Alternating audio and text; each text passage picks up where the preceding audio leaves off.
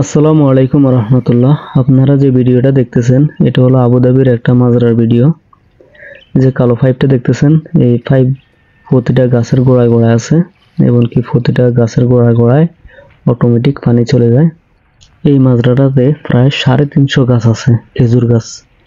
এই গাছগুলা আপনার দেখাশোনা করার জন্য এবং কি মাজরা কাজ করার জন্য দুইজন মানুষ আছে। এই যে গাছের কাঁটাগুলো দেখতেছেন, এই গাছের কাঁটাগুলো কাটতে হয়। আসলে এগুলো পরিশ্রম আছে, গরমকালে একটু বেশি পরিশ্রম হয়ে যায়।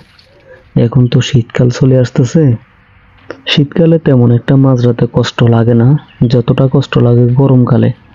আপনারা যারা আরব দেশে আছেন আপনারা জানেন গরমকালে অনেক কষ্ট লাগে মাজরার ডিউটি, কারণ বাইরে কাজ করা খুব কঠিন হয়ে যায়। কারণ বাংলাদেশ হয়েছে মাটি আর এদেশ হয়েছে বালি। এই বালির কারণে আপনার এতগুলা গাছ থাকা সত্ত্বেও আপনার এই মাজরাটা ঠান্ডা থাকে না, গরমে থাকে। এই যে সামনে একটা ঘর দেখতেছেন, এটার ভিতর মুরগি আছে। এই মুরগিগুলা বাংলাদেশি মুরগি। এগুলা আপনার প্রতিটা মাজরায় প্রায় আছে। তা আমাদের যারা বাংলাদেশি বা পাকিস্তানি বা ইন্ডিয়া বাইরে ডিউটি করি এখানে, এগুলো আমাদের জন্য আপনার সুবিধা আর কি। মুরগির ডিম আর কিনতে হয় না, এমনকি বাইরেও বিক্রি করা যায়। যে সাথে দেখতেছিলেন এটা হলো কবুতরের ঘর, এখন কবুতর নাই। আর আপনারা যে মাজরাটা দেখতেছেন আপনাদের কাছে কিছুটা অপরিষ্কার মনে হতে পারে, কারণ এটা মাত্র এক সপ্তাহ আগে খেজুর কাটা হয়েছে। প্রতিটা গাছেই ফল ছিল, খেজুর ছিল।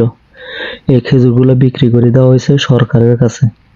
এই দেশে সরকারকে বলদিয়া বলে, তো বলদিয়ার কাছে বিক্রি করে দেওয়া হয়েছে খেজুরগুলা।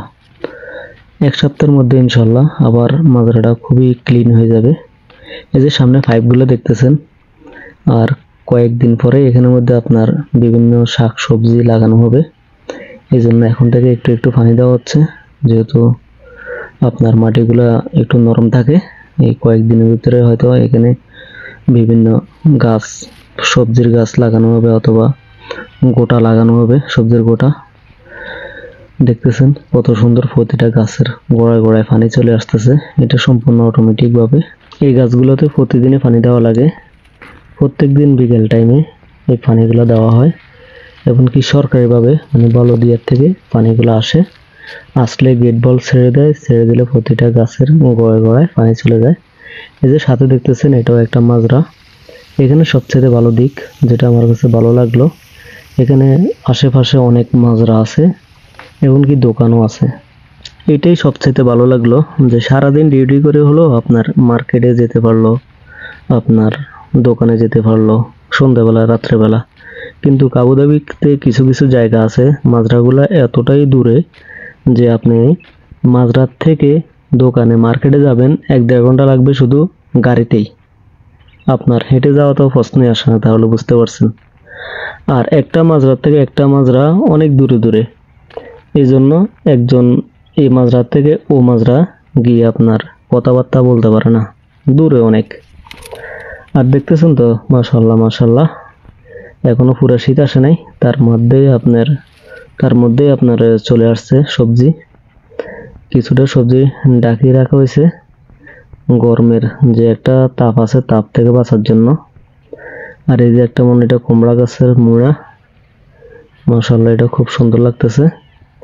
এখানে আরো সবজি আছে, চলেন যাই দেখি সবজিগুলা। মাশাল্লাহ মাশাল্লাহ, এই সবজিগুলো খুব সুন্দর। সবজিগুলা মাশাল্লাহ করে অনেক সুন্দর হয়ে উঠছে। এই সবজিগুলা আরবিরা তেমন একটা খায় না, এগুলা ওনারা নিজেরাই খাওয়ার জন্য আশেপাশে মাজরার কাউকে দিতে পারবে, কিংবা 2 টাকা 1 টাকা বিক্রি করতে পারবে। এমনকি কিছু কিছু সবজি আছে যেগুলো আরবিরা নিবে। এই যে ভেন্ডি, এই ভেন্ডিগুলোও কিন্তু আরবিরা খায়। মাশাল্লাহ করে এখন গরমের মধ্যে যেভাবে ফুল করছে ভেন্ডি, মাশাল্লাহ করে আশা করি পুরা যখন শীতকাল আসবে তখন ভেন্ডিগুলো আরো খুব ভালো হবে। চলেন আপনাদেরকে দেখাবো। এখানে ছাগলগুলো কান লম্বা লম্বা, এমনকি বড় বড় ছাগল আছে এখানে। এগুলা দেখতে খুব সুন্দর লাগে। বাংলাদেশে যেরকম রাম ছাগল আছে বড় বড়, এরকম আর কি, তবে বাংলাদেশের রাম ছাগল আছে এগুলো বড় বড়। যদিও আমার ক্যামেরাতে মনে হচ্ছে যে এগুলো এত বেশি বড় না, তবে মাশাল্লাহ করে এগুলো বিশাল বড় বড় ছাগল। দেখুন এগুলো কিভাবে তাকায় রয়েছে, মনে করছে যে খাবার দেওয়ার জন্য আসছি। যদি এখন কয়টা ঘাস নিয়ে আসতাম তাহলে ভালো হতো।